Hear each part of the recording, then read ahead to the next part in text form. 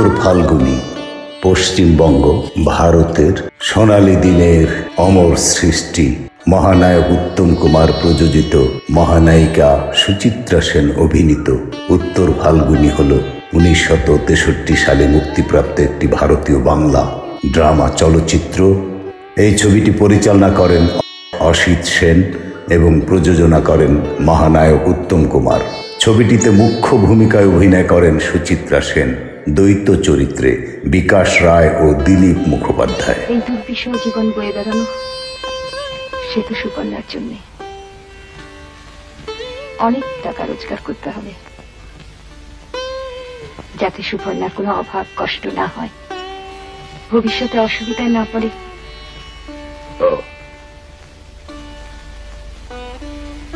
তুমি রাগ করলে না।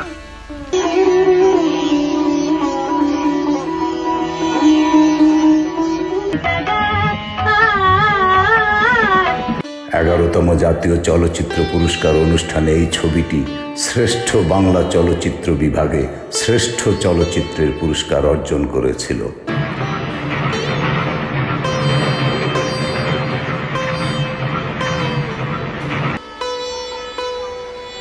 उनकी तारीफों से मुझे हर रोज नई जिंदगी मिलती है। माना कि दुनिया की नजरों में ये नफरत की जिंदगी है, लेकिन शेरों की झंकार में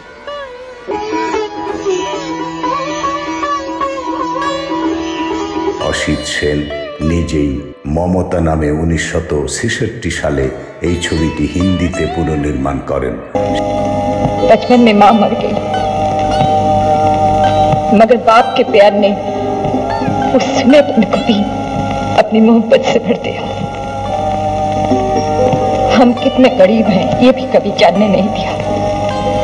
मैं बहुत खुश थी अपने आप में, पिताजी के प्यार में,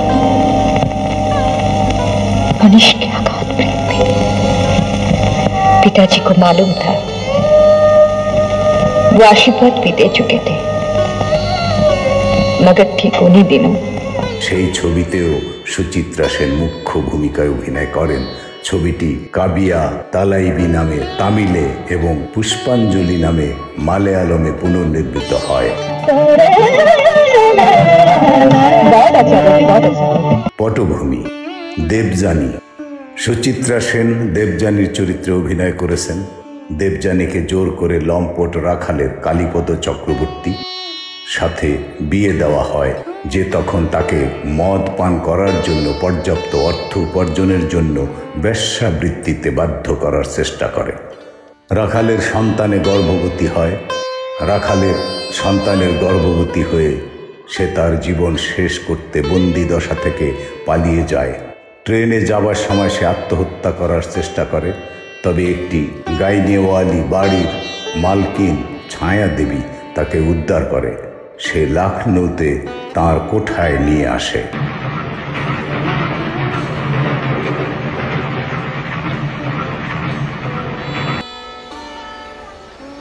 उनकी तारीफों से मुझे हर रोज नई जिंदगी मिलती है।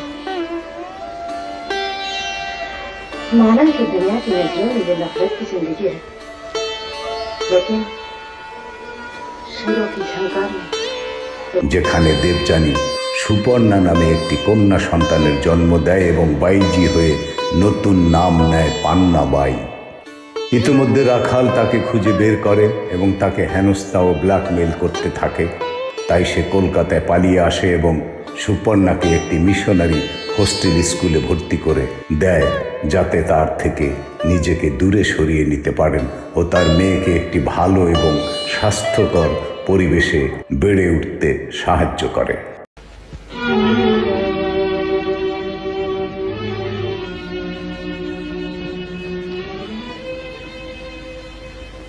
এসো মা, এসো এসো মা, এসো এসো। শোনো শোনো, যেও না। তোমার নাম কি? নাম বলো। আচ্ছা শোনো শোনো, একটা মিউজিক দেখবে? আচ্ছা এই দেখো, আমার আঙুল দুটো তো সেই ঘটনাচক্রে তিনি তার প্রাক্তন প্রেমিক মনীষ রায়। কাল রাতে স্বপ্ন দেখেছি তোমাকে, সারা রাত তোমার নিঃশ্বাস অনুভব করেছি। কি বিচিত্র রঙে, কি অপরূপ সাজেই না তুমি সেজেছিলে। ঘুম ভেঙে গিয়ে অনেকক্ষণ ধরে তোমার সান্নিধ্য উপভোগ করেছি। আর দেরি নেই দেবী, বছর কয়েক কোন রকমে কাটিয়ে দিতে পারলে আমি ফিরে যাব। আর ফিরে গিয়ে আমাদের শপথপুরের ঘর বাঁধবো আমরা দুজনে। বাপের বাড়ি এসে আমার কথা ভুলে গেলে নাকি? চলো চলো। যে চরিত্রে অভিনয় করেছিলেন বিকাশ রায়, তার সঙ্গে দেখা হয়ে যায়। সে এখন একজন বিখ্যাত আইনজীবী এবং তার করুণ কাহিনী শুনে তাকে বিবাহ করবার প্রস্তাব দেয়। কিন্তু দেবযানী ভয় পায় যে সে তার নাম খারাপ করবে, বরং তার মেয়ে সুপর্ণার যত্ন নেওয়ার জন্য অনুরোধ করে। মনীষ রাজি হন আর সুপর্ণার অভিভাবক হয়ে যান। আমি জানতাম তুমি যেখানে যাও না কেন, কোথায় এক জায়গায় তুমি আমারই আছো। সেই বিশ্বাসেই আজও নিঃসঙ্গ জীবন কাটিয়ে চলেছি। কিন্তু সেদিন যখন শুনলাম তুমি ঘর ছেড়ে পথে নেমেছ, দেবযানী, বাইজি হওয়া ছাড়া তোমার কি আর কোনো পথই ছিল না? আর কিছুই কি তোমার হঠাৎ আজকে? কেন? আজ বাকি রাতটুকু এই বাইজির বাড়ি তোমাকে থাকতে হবে। মানে? মনে করো না একটা রাতের কলঙ্ক দিয়ে আমায় তুমি কিনবে? কিসের লোভে তোমার জীবনটা আবার নষ্ট করতে যাব?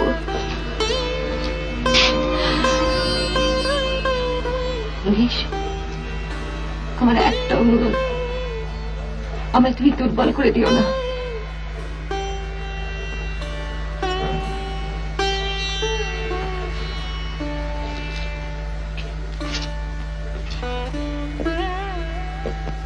মনীষ, যদি পারো আমার সুপর্ণাকে তুমি দেখো। দেবযানীর আত্মা তৃপ্ত হবে।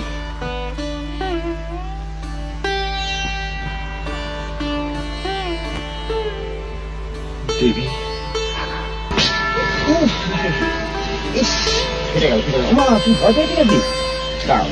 শোনো, এই দেখো, এই দেখো, এই আরেকটা, এটা তুমি ছিল।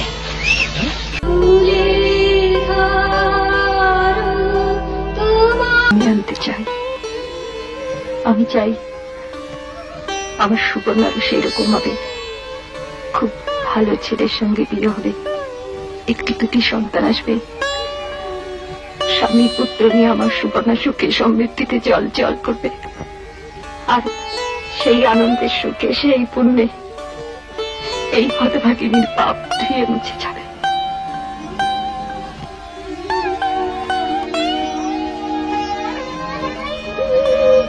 আমার বড় জন্মে বড় লোভ মনীষ। আমি ঘর চাই, তোমাকে চাই, আমার সুপর্ণাকে বুকের পাশ দিতে চাই। এমনি করে চোখে না দেখে তাকে যেন দূরে সরিয়ে না রাখতে হয়।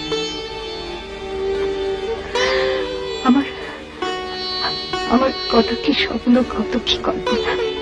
সুপর্ণা লেখাপড়া শিখে তোমার মতো বিদ্যান হয়েছে, নাম ডাক অর্থ ঐশ্বর্য। কোথায় যেন তোমারই মতো পরের উপকার করার জন্য ভীষণ ব্যস্ত। হয়তো তোমার মতো ব্যারিস্টার হয়েছে, খুব বড় ব্যারিস্টার। বিষয় জীবন বয়ে বেড়ানো, সে তো সুপর্ণার জন্য। অনেক টাকা রোজগার করতে হবে যাতে সুপর্ণার কোনো অভাব কষ্ট না হয়, ভবিষ্যতে অসুবিধায় না পড়ে।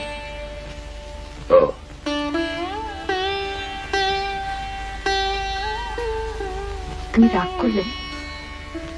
না,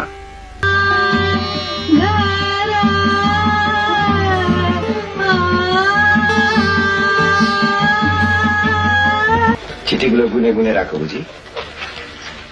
বুকের ব্যথাটা বারবার পর থেকে বেশি তো মুজরো করতে যেতে পারি না, ডক্টর সেনও বারণ করেছে। সুপর্ণার চিঠিগুলো বসে বসে পড়ি। জানো দেবী, বেটি আমাকে যেরকম ভাবে শাসন করে ঠিক সেই রকম শাসন করে ছেলেটাকে আমাকে। ছেলেটি কি খুব ভালো দেখতে? বেশ ভালো, মানে কোয়াইট স্মার্ট। বড় বংশের ছেলে তো, ভদ্র বিনয়ী, কাল থেকে করে আসতে বলে দিলাম। সুপর্ণার চিঠিটা তুমি ভালো করে পড়েছো তো? একটা বছর শুধু সুপর্ণাকে পড়ানোর জন্যই ছেলেটি নাকি বিলেতে বসেছে। তা থাকবে না কেন? ইন্দ্রনীল আমাকে নিজে বলেছে মামনের মতো ওরকম একটা ভালো স্টুডেন্ট। হাসতে যায় এমনি ভরসা করতে সাহস হয় না। ও এই, তুমি বসে বসে পাগলামি করো, আমি চলি। না না, চা খেয়ে যাবে না? না, একটা কনসালটেশন আছে, অ্যাটর্নি মক্কেল সব হাঁ করে বসে থাকবে। এই শোনো, আমি মামনিকে আজই চিঠি লিখেছি যে রেজাল্ট বেরোনোর পর একদিনের জন্য দেরি না করে এয়ারই চলে আসে। এই বুড়ো বয়সে একলা আর মন দেখে না।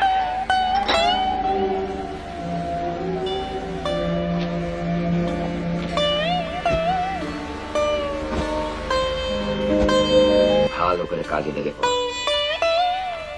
আমাদের ব্যারিস্টারদের মতো হচ্ছে যতক্ষণ পর্যন্ত প্রমাণ পাওয়া না যায় ততক্ষণ পর্যন্ত কাউকে দোষী সাব্যস্ত না করা।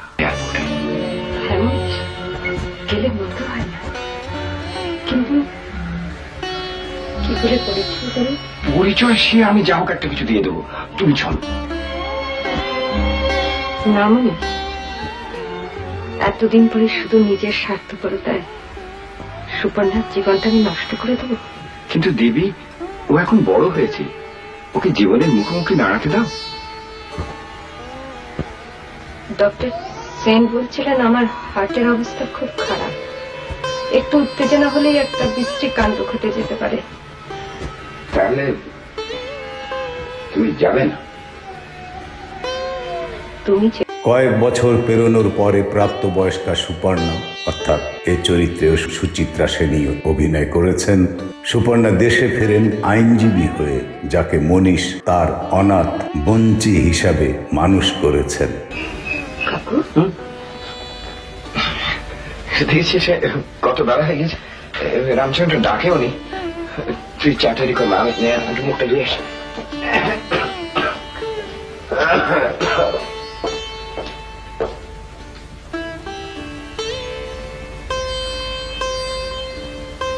Good morning deer.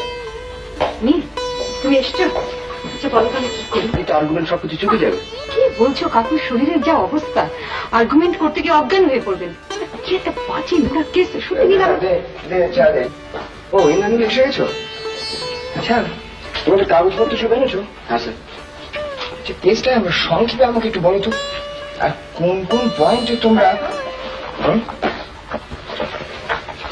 কথা জিজ্ঞাসা করবো? আচ্ছা কাকু, আর কি বলছো এই কেসটার জন্য তুমি এত মাথা কামাচ্ছ কেন?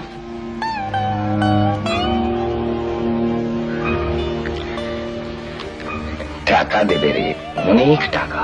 আমাকে ভুলিও না কাকু, টাকার জন্য তোমার না ঘুম না খাওয়া। আর এই কি তোমার প্রথম মার্ডার কেস? নোংরা কেস, স্বামীকে খুন করেছে স্ত্রী, যে স্ত্রী নাকি। আমরা উকিল ব্যারিস্টার মানুষ মা, কেসের সুশ্রী বিশ্রী দেখতে গেলে কি আমাদের চলে? ইন্দ্রনীল, দাও না পাগলিকে বুঝিয়ে দেখি তোমাদের কাগজপত্র দেখি। কথা বলার চেষ্টা করো না কাকু, তোমার মতো একটা ব্যারিস্টার সামান্য একটা মার্ডার কেস আর্গুমেন্ট তৈরি করতে রাতের পরে রাত তোমাকে জেগে থাকতে হয়, এও তুমি আমাকে বুঝাবে? আর এইসব করছো তুমি কার জন্য? আইনের মাথাকে তুমি জিতলেও মরেল এথিক্যাল দিকটা তোমাকে ভেবে দেখতে হবে। একটা বাইচি পতিতা। না, আমাদের ভাষায় আজ একটু সংযম থাক না। না, আমাকে বলতেই হবে সব। একটা পতিতা, সে তো স্বামীকে খুন করেছে, সমাজের দিক দিয়ে নীতির দিক দিয়ে। পতিতা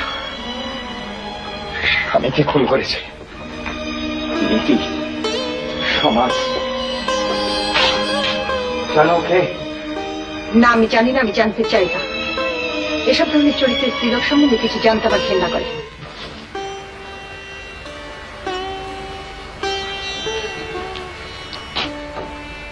ঘেন্না? ঘেন্না করো তুমি? তুমি ওকে ঘৃণা করো?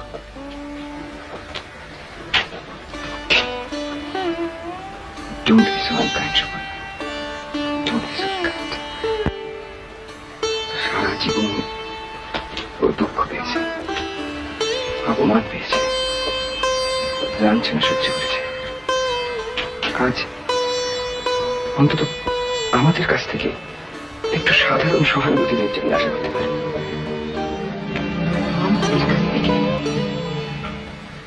আমাদের কাছ থেকে ওই বাইকে দেবযানীর সহানুভূতি আশা করতে পারে?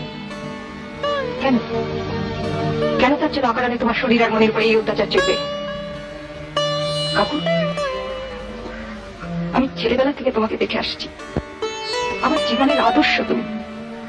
তুমি কোনো অন্যায় করো না, কিন্তু কিন্তু আজ কিসের জন্য?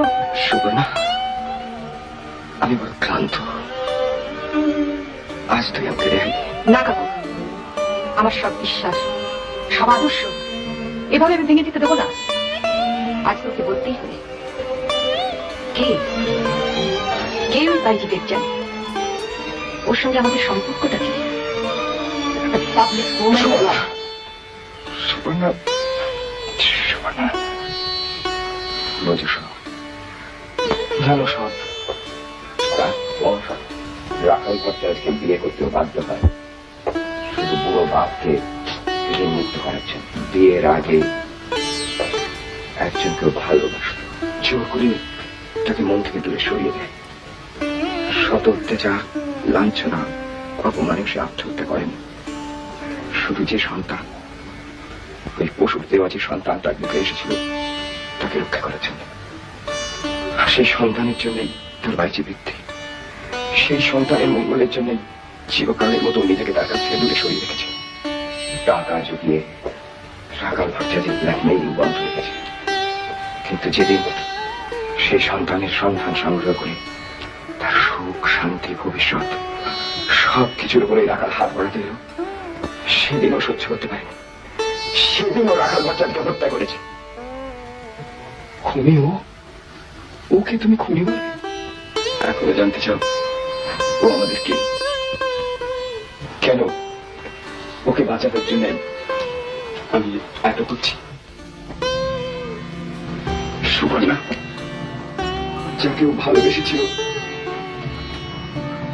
সে আমি।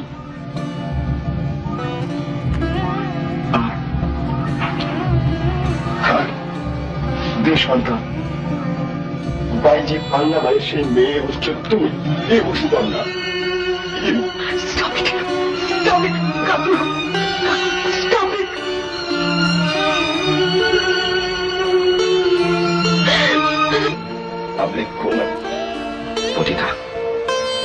এবার মরাল এথিক্যাল ভ্যালু দেখার সময় এবার তোমারও এসেছে।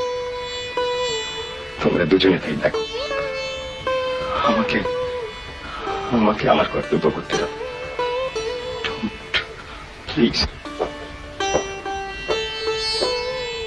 সুপর্ণা মনীষের সহকারী ইন্দ্রনীল অর্থাৎ দিলীপ মুখার্জি এর প্রেমে পড়েন। সুপর্ণা দেশে ফেরেন আইনজীবী হয়ে, যাকে মনীষ তার অনাথ বঞ্চি হিসাবে মানুষ করেছেন। সুপর্ণা মনীষের সহকারী ইন্দ্রনীল অর্থাৎ দিলীপ মুখার্জি এর প্রেমে পড়েন। বৃদ্ধা পান্নাবাই হৃদরোগে ভুগছেন। রাখাল যখন বুঝতে পারল যে সুপর্ণা তার মেয়ে, সে সুপর্ণাকে তার আসল পরিচয় ফাঁস করে দেবার হুমকি দিয়ে আবারও পান্নাবাই ওরফে দেবযানীকে ব্ল্যাকমেইল করতে শুরু করে। আমি কিছু বুঝতে পারছি না কি ব্যাপার কাকুর। বলছে তো কাকুর চেহারা দেখেছে। রাতে খাবি দেখি গিয়ে বলে দেখি। দেখার চেষ্টা করো। আজ অনেক রাতে কাকু, তুমি খাবে না? ভালো না।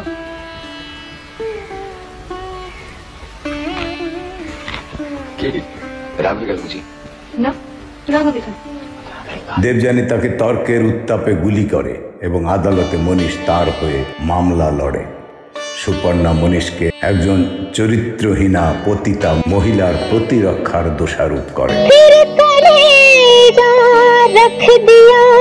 সুপর্ণা মনীষকে একজন চরিত্রহীনা পতিতা মহিলার প্রতিরক্ষার দোষারোপ করে। তবে মনীষ যখন তাকে দেবযানীর আসল গল্পটি বলে এবং তার কাছে তার আসল পরিচয়টি প্রকাশ করে, সে আদালতে দেবযানীকে রক্ষার জন্য নিজেই দায়িত্ব নেয়।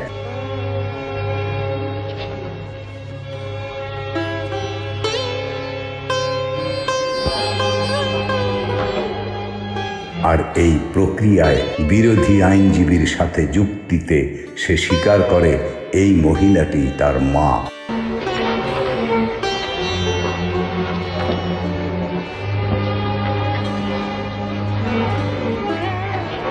ধরে নেওয়া যাক আসামি গুলি ছুঁড়েছিলেন, কিন্তু কেন? আসামির জীবন কাহিনী আমি আপনাদের কাছে আগেই বলেছি। সেই জীবন কাহিনীর সূত্র ধরে আমি আপনাদের কাছে নিবেদন করছি যে যদি তিনি গুলি ছুঁড়ে থাকেন, তার কারণ provocation, extreme, grave and continuous provocation. মাননীয় জুরি ভদ্র মহোদয়গণ, আপনাদের ঘরে মা বোন আছে। একবার ভেবে দেখুন ফুলশয্যার রাত থেকে সমস্ত ঘটনার কথা। যে জঘন্য পরিস্থিতিতে ওই নরপিশাচকে ফেলেছিল, সেই পরিস্থিতি থেকে নিজেকে বাঁচাতে গেলে, নিজের ভাবী সন্তানকে বাঁচাতে গেলে গৃহত্যাগ করা ছাড়া আর কি কোনো উপায় ছিল? প্রসিকিউশন অকারণে নারীকে দেহ ব্যবসায়ী, বারবণিতা হিসেবে আপনাদের সবার সামনে তুলে ধরার চেষ্টা করেছে। কিন্তু আমার কাছে যে কাহিনী আপনারা শুনলেন, তাতে কি মনে হয় না মাতৃত্বের এত বড় জ্বলন্ত দৃষ্টান্ত খুব কমই দেখা যায়? আজ আমি আপনাদের কাছে শুধু আসামির তরফে নয়, সমগ্র মাতৃজাতির প্রতিভূ হিসেবে বিচার প্রার্থনা করি। সন্তানের মঙ্গল কামনায় নিজের সর্বস্ব দান করা, এমনকি মাতৃত্বের মায়া পর্যন্ত ত্যাগ করা কি অপরাধ? যদি অপরাধ হয়, উনি দোষী। আপনারা ওকে অপরাধী সাব্যস্ত করুন। নিজের মেয়ের কাছে যে মেয়ে আজ ওর সব ভার, সব দায়, সব দায়িত্ব সগৌরবে মাথায় তুলে নিতে চায়, যে মেয়ে আজ একে মা বলে জানতে পারলে পৃথিবীর সব প্রতিরোধের বিরুদ্ধে দেবী বলে, বিশ্ব মায়ের প্রতীক বলে পুজো করতে পারে, আপনাদের সবাই সামনে ওর সেই মেয়ে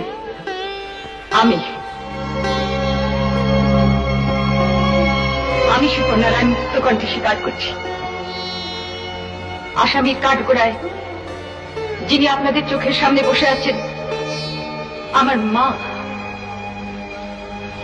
অপাপবিদ্যা চিরসুখী আমার মা।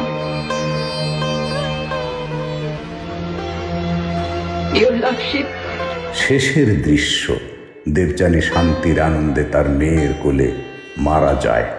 অভ্যর্থনা এটি উত্তম কুমারের প্রযোজিত চতুর্থ ছবি, কিন্তু প্রথমবারের মতো তিনি তার নিজস্ব প্রযোজনায় অভিনয় করেননি। তিনি বিকাশ রায়কে সুযোগ দিয়েছিলেন, কারণ তিনি অনুভব করেছিলেন যে গল্প এবং দর্শকদের দৃষ্টিভঙ্গি বিকাশ রায়কে এই চরিত্রের জন্য পছন্দ করে। ছবিটি বক্স অফিসে ব্লকবাস্টার হিট হয়ে ওঠে এবং প্রেক্ষাগৃহে 105 দিন ধরে চলতে থাকে। পুরস্কার: 1964 সালে সেরা বাংলা পূর্ণ দৈর্ঘ্য চলচ্চিত্রের জন্য জাতীয় চলচ্চিত্র পুরস্কার উত্তম কুমার প্রযোজক হিসেবে। 1964 সালে BFJA সেরা অভিনেত্রী পুরস্কার সুচিত্রা সেন।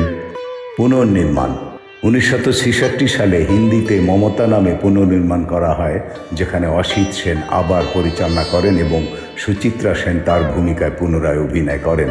পরবর্তীতে 1970 সালে তামিল ভাষায় কবিয়া থালাইভি এবং 1972 সালে মালয়ালম ভাষায় পুষ্পাঞ্জলি নামে পুনর্নির্মাণ করা হয়।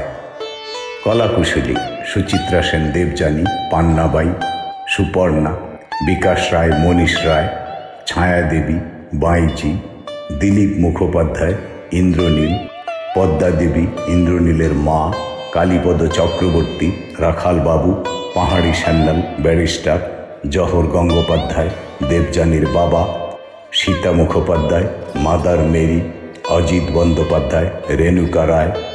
সাউন্ড ট্র্যাক সকল গানের সুরকার রবীন চট্টোপাধ্যায়।